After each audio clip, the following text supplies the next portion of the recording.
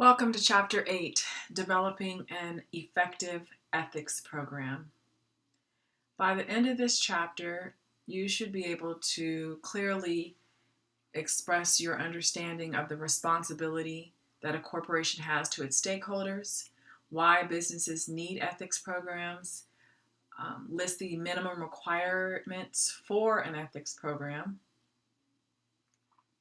describe the role of codes of ethics in identifying key corporate risk areas, identify factors in successful ethics training, program types, and goals, examine the ways ethical standards are monitored, audited, and enforced.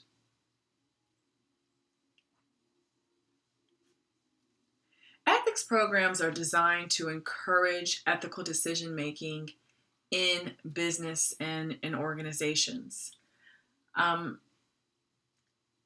You create them to help prevent major misconduct. And the only way that's possible is the program has to be well designed.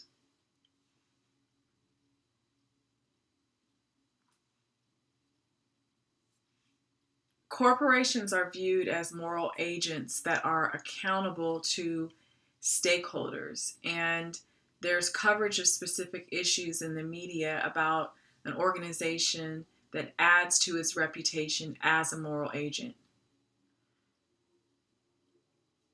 The corporation is created in the society to perform specific social functions, and in turn, it's accountable to that same society for the actions that have direct and indirect impact on society. These are the responsibilities of the corporation to its stakeholders. Why do we need to build, reinforce, and protect our ethics programs within organizations? It's simple. It helps to sensitize employees about the potential legal and ethical issues that can take place in the workplace. It helps to ensure proper controls are in order and established to detect conflicts of interest that can actually impact consumer well-being, to help eliminate unethical employees because you can establish screening techniques so you can weed them out early on. You can promote legal and ethical conduct by establishing, communicating, and monitoring ethical values and legal requirements. What makes an ethics program, and how can we make sure it's effective? By ensuring that all employees understand the values of being ethical and comply with the policies and codes of conduct that are enforced, you can help avoid legal problems. And when it's developed as an organizational control system, one that is monitored for progress, you can help predict employee behavior. So when you have a control system, and you learn about this if you take Principles to Management, which is Management 1100, a course that I also teach. When you learn about control systems, they are the tracking mechanisms that we put in place. It's usually reports and different documents and recording instruments where, let's say, you're tracking conduct, you're tracking productivity, you're tracking efficiency, you're tracking customer service feedback, you're tracking reviews, monthly, quarterly reviews from managers, you're tracking all other kinds of things. All of this builds into a system that helps you to then see. You can then see if an employee continues to do the same thing. They have the same type of, they're leaving early, or they've been known to skim money, or they've been known to not fully disclose information. Whether or not someone has had a history of harassment or bullying. You can start to predict right? You can then see if you have, you know, a bull in a china shop. You can see if you have this as a control system, an actual living, breathing instrument that you're able to track and monitor someone. It's a great way to weed people out. What you don't want to do is try to implement it after a person has been doing things for so long and you've never kept a record of their behavior. So this is where having a strong human resources department comes in play. And we have a management 2115, which is human resource management, another course that I teach. We're having this hand in hand with your top senior leaders, the CEO and COO, helps to put all these things in play and to reinforce them. So what are some of the requirements to establish a program such as this? You need to have standards and procedures, such as a code of ethics, that are reasonably capable of detecting and preventing misconduct. High-level personnel who are responsible for that program. No substantial discretionary authority given to individuals with a propensity for misconduct. People that you've already seen exhibit bad behavior, you don't then give them autonomy to make decisions that can impact stakeholders. Not to that extent, right? You limit how much discretion they have, how much power they have. Standards and procedures communicated effectively via the training programs. Systems to monitor, audit, and report misconduct. Consistent enforcement of those standards, codes, and punishment. You have to be able to enforce. Just having them established and then there's no enforcement, there's no rewards and there's no punishment, and it's not consistent, then it's not taken seriously, and at that point there is no strength in it. It eventually becomes defunct. It just dissolves. It's just a placeholder. And then, of course, continuous improvement of your program. You have to continuously tweak it. When you find better practices, implement those in. Weed out things that just don't work for you. Something that may work for one company may not work for yours. So on and so forth. We have to look at our values versus the programs. And when you're oriented on compliance, you'll require your employees to identify with and commit to specific required conduct. So there's a use of legal terms and statutes and contracts, right? It's very transactional in a sense. It's very regimented and structured, because you're in this box, this compliant box. When your orientation is more centered on values, you're then focused on developing abstract and shared values such as accountability and commitment.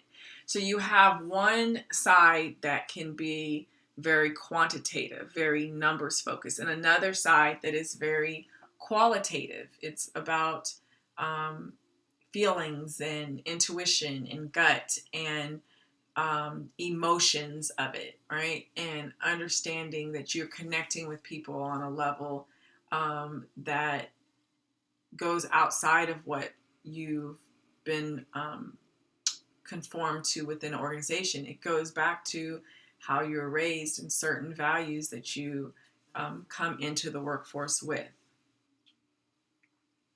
Our codes of conduct are formal statements that explain to employees what the organization expects of them. And your code of ethics comprehensively creates a set of statements that are used to serve as principles and the basis for those rules of conduct. So there's a focus on our values: responsibility, fairness, caring, citizenship, respect, trustworthiness. And then you have your statement of values that is for the general public, and it lets distinct groups such as your different types of stakeholders understand what the values are of that organization. Table 8.4 shows you how to go about developing and implementing a code of ethics. There's these 6 key areas where you're considering risk and stating your values, because they're important to help buffer the prevention of serious misconduct. You're identifying the values and addressing current ethical issues, considering that your values, how they're linked to an organization and a specific stakeholder type, making sure that the code is understandable and providing examples that reflect the values. And you're talking about making sure it's understandable, it's making sure it's understandable to all comprehension levels. So you have to almost break it down to, a 3rd to 5th grade comprehension level. It doesn't matter if you have top execs and they all have, master's degrees. That's not the point. You have to break it down to the lowest common denominator to make sure you're covering all the bases with examples, because what you may define as one form of misconduct, someone else may not think that it being such a big deal. So you have to make sure you break it down to a point where a child could explain it. Number 5 is communicating that code frequently and in a language that employees can understand. Repetition is key, over and over and over. They say that we can form habits by repeating something 31 consistent days, right? Consecutively, each day, to day to day to day. It takes 10,000 hours, right, to master something. It's all about repetition. Number 6, revising the code every year with input from organizational members and stakeholders. That includes your employees. Being able to tap into your employees and seeing what are some of the issues that they see and feel that need to be addressed, and how the company could be supportive. It's just one example.